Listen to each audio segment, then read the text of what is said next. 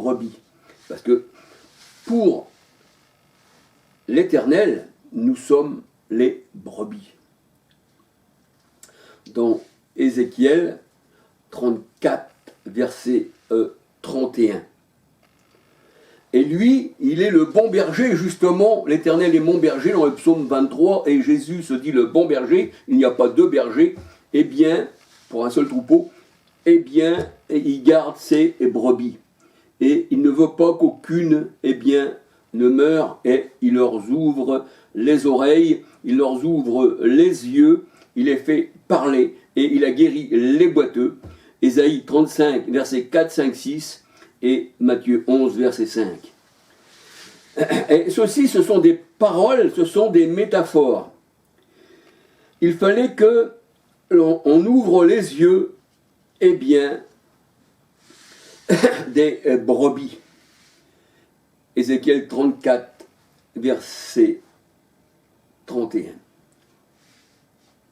Le Machia, le Christ, eh bien, il est le bon berger qui garde et qui guérit ses brebis.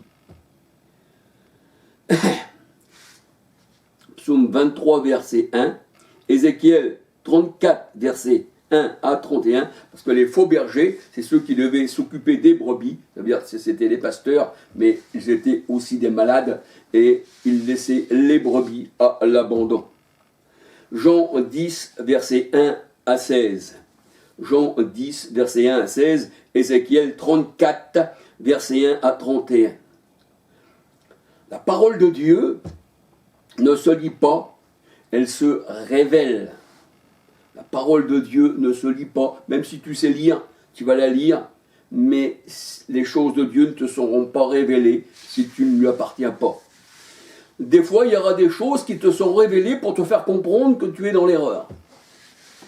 Parce que des fois, quand le Seigneur parlait aux pharisiens, quand il disait la pierre que l'on roule, eh bien, retombera sur vous. Et là, ils comprirent qu'il parlait, eh bien, des pharisiens, d'eux-mêmes.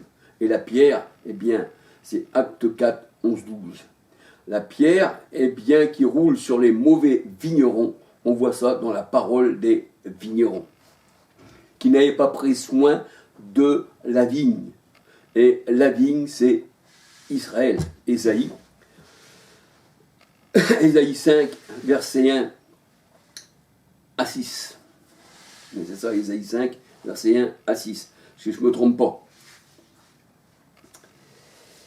Alors, quand on lit la parole, eh bien, il ne suffit pas de la lire, il faut aussi en donner l'explication. Néhémie 8, verset 8.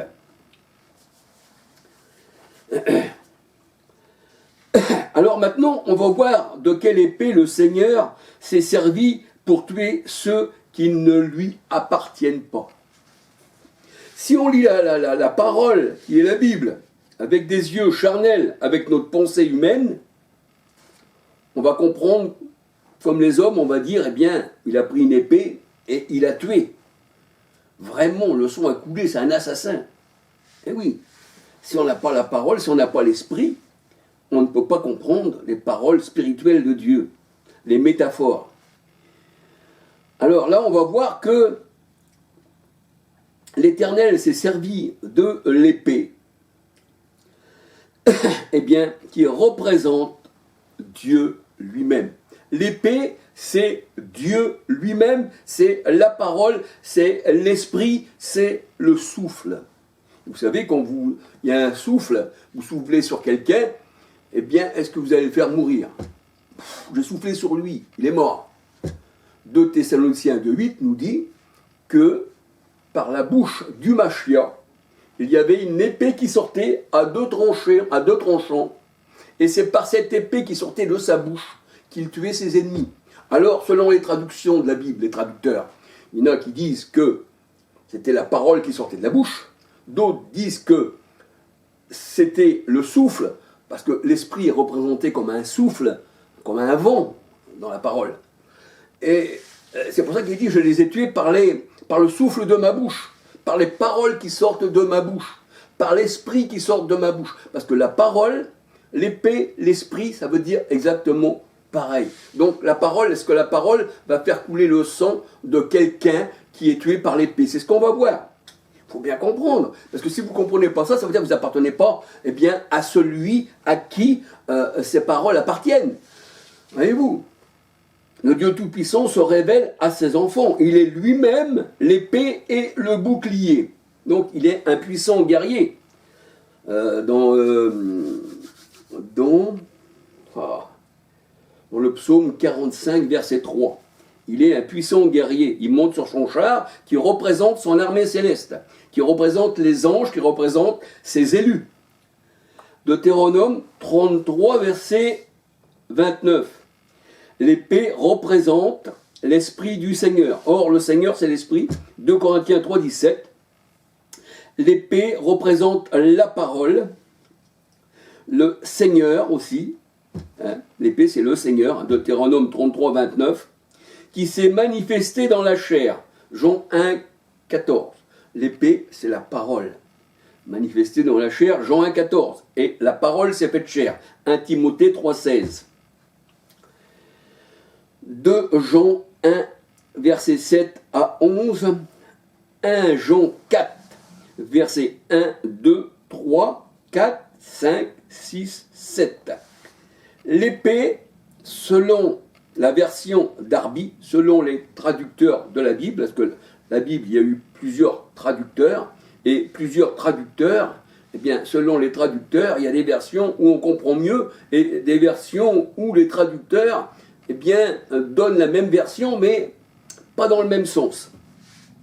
Alors là, quand je vous parle de l'épée, ici, justement, dans ce verset, l'épée, c'est le Machia, Job 19, 29. En fait, l'épée, qui est Dieu lui-même, Deutéronome 33, 29, ne lutte pas contre la chair et le sang. L'épée, qui est spirituelle, parce que c'est un combat spirituel, ce n'est pas charnel. Eh bien, l'épée, qui est Dieu lui-même, qui est une épée, et qui peut vous tuer spirituellement, vous faire vivre spirituellement. Eh bien, l'épée, la parole de Dieu nous dit, elle ne lutte pas contre la chair et le sang. Donc si elle ne lutte pas contre la chair et le sang, elle ne peut pas faire couler, eh bien, le sang. Et on va dire, elle ne déchire pas la chair, mais l'épée, elle vient dans le cœur. Parce que l'épée sonde le cœur et les reins, dans Hébreux 4, 11, 12. Ce n'est pas une épée comme l'homme pense, mais l'épée, c'est la parole, c'est l'esprit, c'est le souffle.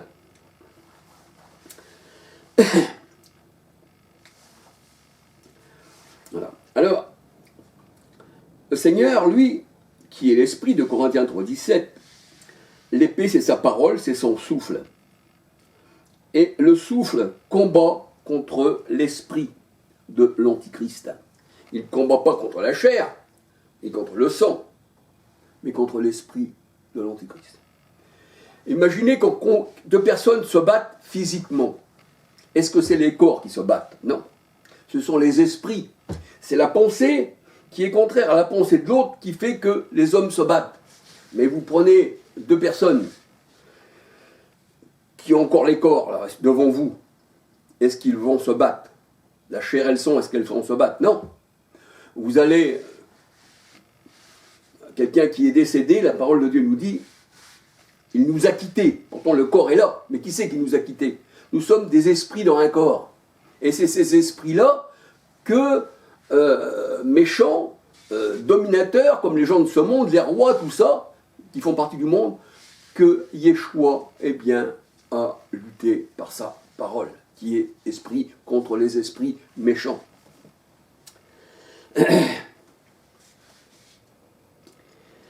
Alors, il a lutté contre les esprits méchants, contre les rois, acte 4, 25, 26, 27, contre les esprits antichrists. Parce que quand vous, acte 7, 51, quand vous vous opposez à l'esprit, qui est le Seigneur, de Corinthiens 3, 17, Jean 4, 26, qui est esprit, eh bien, vous avez l'esprit contraire à Dieu. Et c'est pour ça que Pierre aussi, on va voir, hein, je ne vais pas le citer tout de suite, mais il n'était pas encore converti, bien qu'il soit au Seigneur, bien que le Seigneur l'avait choisi, il n'avait pas encore en lui l'esprit. Donc il était encore un homme charnel, il fallait attendre la Pentecôte pour qu'il soit un homme spirituel. Mais là, c'est ce que nous allons voir dans la parole de Dieu après, parce que sinon, je vais mélanger un peu tout.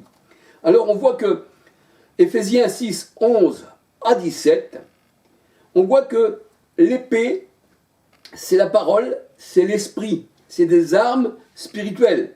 Éphésiens 6, 11 à 17. Donc le combat de Dieu n'est pas charnel, n'est pas, on va dire, un combat physique, mais c'est un combat spirituel qui touche l'esprit. 2 Corinthiens 10, versets 3 à 5, c'est ce que disait Paul. Les armes par lesquelles nous combattons ne sont pas charnelles, mais spirituelles. 2 Corinthiens 10, versets 3 à 5. Donc l'épée n'est pas une épée comme les catholiques, les protestants, les faux chrétiens comprennent et qu'ils se sont servis vraiment pour tuer les gens ou le sang a coulé. Ces gens-là n'ont jamais connu le Mashiach, on va dire le Christ.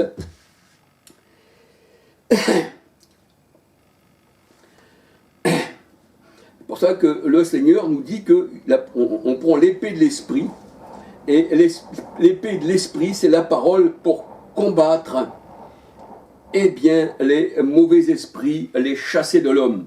Et quand le Mashiach est venu, il a enlevé l'esprit mauvais de l'homme, l'esprit impur, Matthieu 8, 16, et ensuite, la parole de Dieu nous dit, il met sur l'homme son Esprit Saint.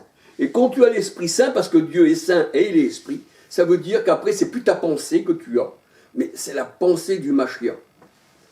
C'est la pensée du Mashiach. Or, nous avons la pensée du Christ. Je vais vous donner tous ces versets après. Matthieu 8, 16. Alors, on voit que là, il chasse les mauvais esprits, c'est-à-dire par l'épée, qui est sa parole. Matthieu 8, 16. Et dans Matthieu 12, versets 28 à 32, il chasse les mauvais esprits par l'esprit. Et vous, c'est l'esprit qui s'oppose au mauvais esprit, parce que Dieu est esprit, et la parole de Dieu nous dit que c'est par l'esprit, par la parole qui peut dire la même chose, qu'on chasse les esprits mauvais dans les hommes. Et quand l'esprit qui est enlevé dans l'homme, qui vit par cet esprit mauvais, qui a été endoctriné par tous les hommes dans le monde, tu reviens dans ton bon sens et tu comprends la parole de Dieu. Et là, le Seigneur se révèle à toi. Mettons que tu as un esprit d'égarement, parce que c'est Dieu lui-même qui donne un esprit d'égarement. C'est pas un esprit qu'on dirait, c'est un chitan qui viendrait vous rentrer en vous. Non, non. C'est Dieu lui-même qui vous donne un esprit d'égarement, pour que vous croyiez en mensonge. Si vous refusez, et si vous n'êtes pas destiné à la vie éternelle, acte 13, 48, puisqu'il connaît vos cœurs bien avant que vous soyez nés, le Seigneur. Et vous êtes à lui avant même que vous soyez nés, ou rejeté avant même que vous soyez nés. Il vous donne un esprit d'égarement pour croire au mensonge. 2 Thessaloniciens 2, 9, 10. Oui, c'est dans ces versets-là. 2 Thessaloniciens 2, 9, 10. Je vais regarder quand même.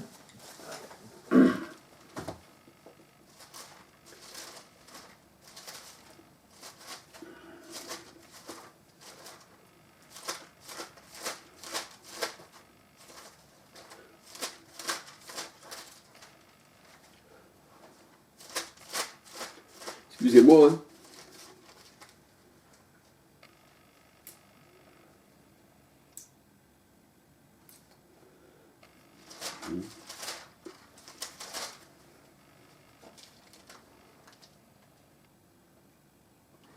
Voilà. 2 Thessaloniciens 2, on va dire 10, 11. Aussi, pardon, 2 Thessaloniciens 2,11, on va dire. Aussi Dieu leur envoie-t-il une puissance d'égarement pour qu'ils croient au mensonge, afin que ceux qui n'ont pas cru à la vérité, je suis le chemin, la vie et la vérité, qui disait le Machia, Jean 14, 6, eh bien, ceux qui n'ont pas cru à la vérité, mais qui ont pris plaisir à l'injustice, soient condamnés. Ça veut dire que Dieu lui-même vous donne un esprit d'égarement. Et la parole de Dieu nous dit dans Amos 3,6, arriverait-il un malheur dans une ville sans que l'Éternel en soit l'auteur. Et les 10 plaies d'Égypte, c'est l'Éternel qui a mis ça sur l'Égypte. Ce n'est pas un démon soi-disant qui aurait venu et qui viendrait tout chambouler. Dieu est tout puissant en toutes choses. Aussi bien il peut te donner la malédiction ou la bénédiction. Dans Deutéronome 28, 1 à 68. Et il dit à Abraham, puisque tu marches selon mes plans, puisque tu es à moi, puisque je t'ai choisi, eh bien, je bénirai ceux qui te bénissent et je maudirai ceux qui te maudissent. Alors, tout vient du Seigneur. Jacques 4,12, c'est lui qui fait tomber, c'est lui qui relève. Et de ça, je peux vous donner un exemple partout dans la parole du Seigneur. Mais je ne veux pas m'attarder, sinon je vais m'éloigner de ce que je voulais dire.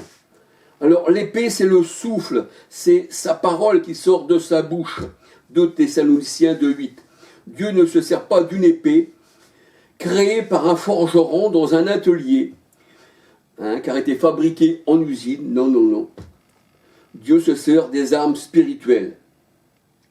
Il tue ses adversaires avec les paroles de sa bouche. Osée 6, verset 5. Je les ai tués par les paroles qui sortent de ma bouche.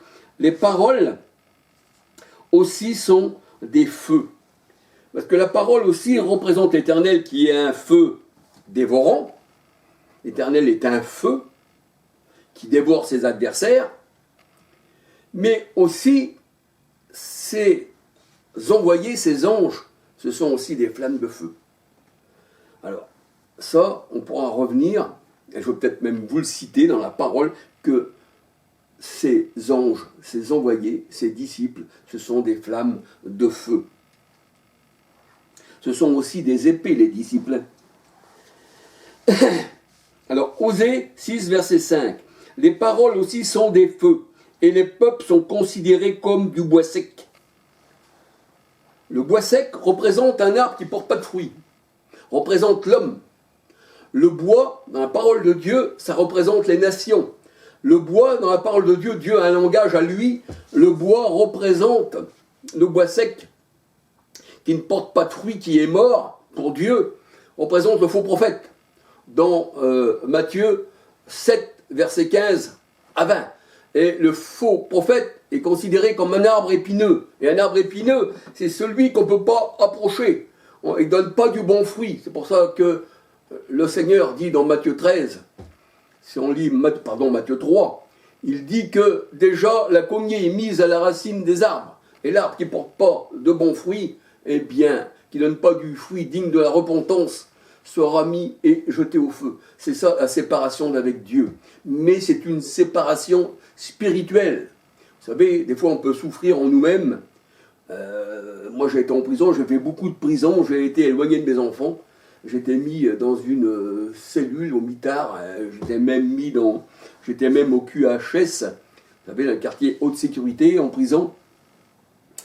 Combien j'ai souffert et éloigné de mes enfants en moi-même. C'était pas la prison qui me faisait souffrir, mais c'était l'éloignement de mes enfants et de mon épouse. Et le Seigneur a dit, vous saurez combien il est dur d'être éloigné de moi. Parce que sans moi, vous ne pouvez rien faire. Dans Jean 15, versets 1 à 8, pour être attaché à l'Éternel, au Seigneur. Alors les paroles aussi sont des feux et les paroles du Seigneur sont du feu et les peuples sont considérés comme du bois sec. Le Seigneur avait mis dans la bouche de son prophète Jérémie des paroles qui seraient du feu et le peuple, on pourrait dire aussi une épée la parole, parce que la parole sortait de sa bouche, 2 Thessaloniciens 2,8. Là c'était la bouche de Jérémie, c'était du feu. Et les peuples, étaient réduits en un tas de cendres, en un tas de bois. Parce que le feu avait consumé eh bien, le bois sec, Jérémie 5, verset 14. C'est pourquoi être mort par l'épée du Seigneur ne représente pas une mort physique du corps, mais ça vient de l'intérieur. C'est pour ça que le Seigneur veut qu'on ait une nouvelle naissance et qu'on soit un homme nouveau. L'homme nouveau, ça veut dire qu'il est né de Dieu. Jean 3, versets 3 à 8, il a une nouvelle naissance. Et c'est pour ça qu'il dit, les choses anciennes sont passées, voici, toute chose est devenue nouvelle. Moi, j'ai été en prison, je faisais des bijouteries, je faisais des banques, ce que vous voulez, j'étais inscrit au grand banditisme. Mais là, dans cette prison, le Seigneur est venu vers moi parce que j'étais un élu. Si vous n'êtes pas élu, vous ne viendrez jamais à lui. Parce qu'il choisit dans toutes les nations, le Seigneur, hein, même, il n'y a aucune nation où il ne choisit pas ses élus. Eh bien, moi, je ne connaissais pas le Seigneur, il est venu dans cette prison, et il s'est révélé à moi, et je suis devenu un homme nouveau. Ma nouvelle naissance ne s'est pas faite dans ma chair, mais l'homme intérieur, la pensée n'était plus la même. Maintenant, j'ai la pensée de l'Éternel, alléluia, et je peux lire sa parole. Et après, sa parole, eh bien, elle m'était cachée. Mais le Seigneur a un temps pour toutes choses, un temps pour lever la main, un temps pour la baisser, un temps pour pas comprendre et un temps pour comprendre. Un temps pour être égaré, puis un temps pour connaître le chemin qui est le Christ. Jean 14, 6. Alors, la parole...